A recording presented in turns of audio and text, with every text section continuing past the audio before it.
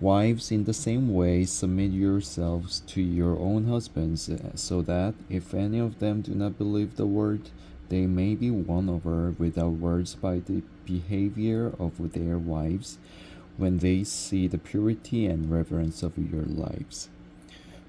Your beauty should not come from outward adornment, such as elaborate hairstyles and the wearing of gold jewelry or fine clothes.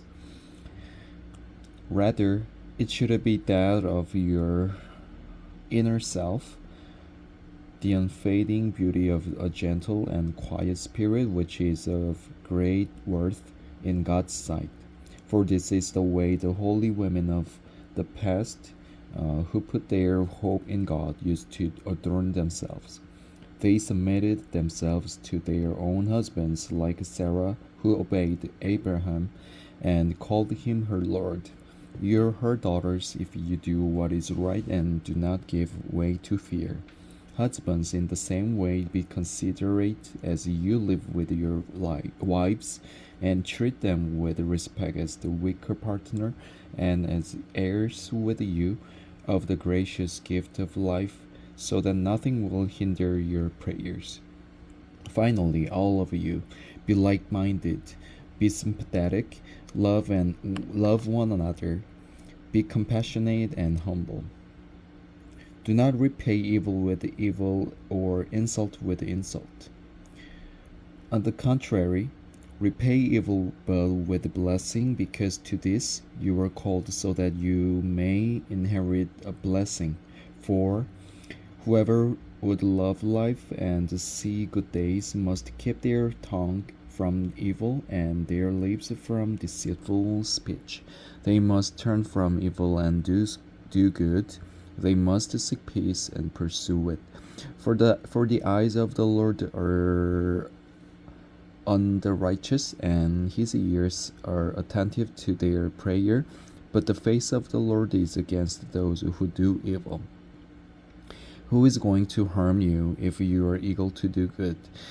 But even if you should suffer for what is right, you're blessed.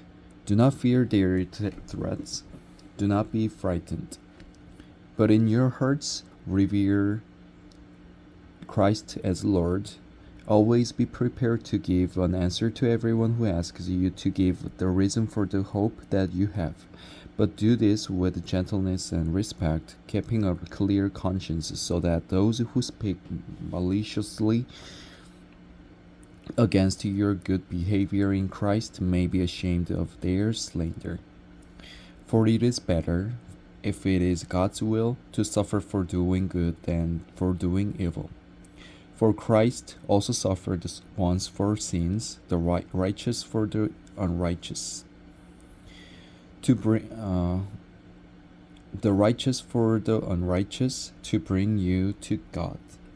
He was put to death in the body, but made alive in the spirit. After being made alive, he went and made proclamation to the imprisoned spirits, to those who were disobedient long ago, when God waited patiently in the days of Noah, while the ark was being built.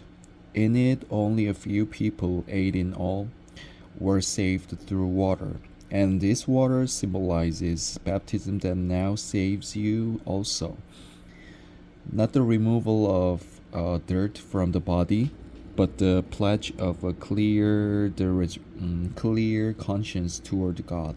It saves you by the resurrection of Jesus Christ, who has gone into heaven and is at God's right hand with the angels, authorities, and powers in submission to him.